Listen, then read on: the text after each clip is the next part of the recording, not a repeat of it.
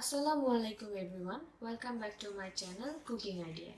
আজকে আমি আপনাদের তৈরি করে দেখাবো কিভাবে গরুর পায়ের নেহারি তৈরি করতে হয়। নেহারি তৈরির জন্য আমি এখানে 4 কেজি পরিমাণ গরুর পায়া ভালো করে ধুয়ে নিয়ে নিলাম।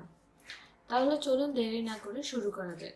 কিন্তু তার আগে বলে নিচ্ছি, আমার ভিডিওটি অবশ্যই আপনারা না টেনে সম্পূর্ণ ভিডিওটি ভালো করে দেখে নেবেন।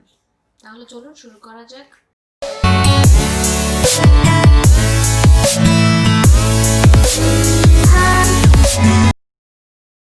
এখানে নেহারি তৈরির জন্য একটি বড় পাতিলে আমি 4 টেবিল চামচ পরিমাণ নিয়ে নিয়েছি কুকিং অয়েল। তেলটি গরম হয়ে এসেছে। আমি এতে এখন 3টি মাঝারি সাইজের পেঁয়াজ কুচি কেটে এখানে দিয়ে দিব। পেঁয়াজটিতে আমি এখন 3-4 চামচ পরিমাণ লবণ দিয়ে দিব।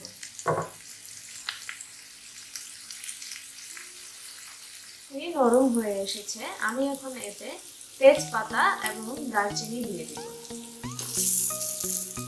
এতে আদা এবং রসুন বাটা দিয়ে দিব। প্রথমে আমি দিচ্ছি রসুন পেস্ট। আমি এখানে 3 টেবিল চামচ ইউজ করছি।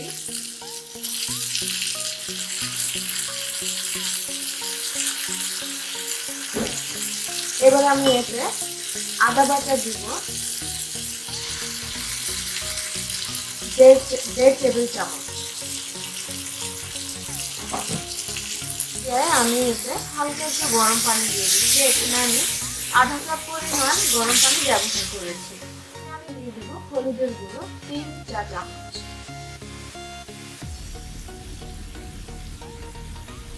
মরিচের গুঁড়ো 2 চা চামচ। এবার এতে দিয়ে দিচ্ছি 1 টেবিল চামচ জিরা গুঁড়ো। এবার দিচ্ছি 2 টেবিল চামচ ধনে গুঁড়ো। এতে হালকা একটু পানি দিয়ে মশলাটাকে ভালোভাবে কষিয়ে নেব। আমি এখন নেহারির মশলাটি তৈরি করব। নেহারির মশলা তৈরি করার জন্য আমি এখানে যেই উপকরণগুলো নিয়েছি তা হলো, আমি এখানে 2 টুকরো দারচিনি নিয়েছি, একটা তেজপাতা, 1 চা চামচ কালো জিরা গুঁড়ো, 1 চা চামচ শাহি জিরা, 3টা সাদা এলাচ, 2টা কালো এলাচ, কালো গোলমরিচের গুঁড়ো আমি এখানে নিয়েছি আধা চা চামচ, 2 টুকরো জয়ত্রী এবং একটা জয়ফল। এগুলো সবগুলোকে আমি একসাথে ভালোভাবে ব্লেন্ড করে নিয়েছি। মশলাটি ভালোভাবে কষানো হয়ে গিয়েছে। এবার আমি এতে পায়াগুলো দিয়ে দিব। পায়াগুলোকে ভালোভাবে মশলার সাথে মিশিয়ে নেব। এটাকে ভালোভাবে আমি নেড়ে নিব। পায়াগুলো ভালোভাবে মশলার সাথে মেশানো হয়ে গিয়েছে। এবার এটাকে আমরা 5 মিনিট ভালোভাবে কষিয়ে নেব। ফিরে এলাম 5 মিনিট পর। মাংসটিকে হালকা একটু কষানোর পর আমি এতে নিহারির যে মশলাটি আমরা তৈরি করেছি সেই মশলাটা এতে দিয়ে দিব। মশলাটি দেওয়ার পর আমি এতে একটু গরম পানি দিব। ফিরে এলাম 5 মিনিট পর। মাংসটিকে হালকা একটু কষানোর পর আমি এতে নিহারির যে মশলাটি আমরা তৈরি করেছি সেই মশলাটা এতে দিয়ে দিব।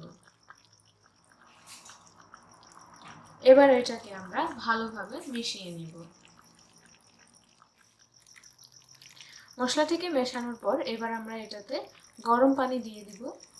গরম পানি আমি এখানে অনেক বেশি পরিমাণে ব্যবহার করব। তারপর এটাকে আমরা লো হিটে রান্না করতে থাকবো যতক্ষণ পর্যন্ত না মাংসটি এবং হাড়গুলো ভালোভাবে হয়ে আসে।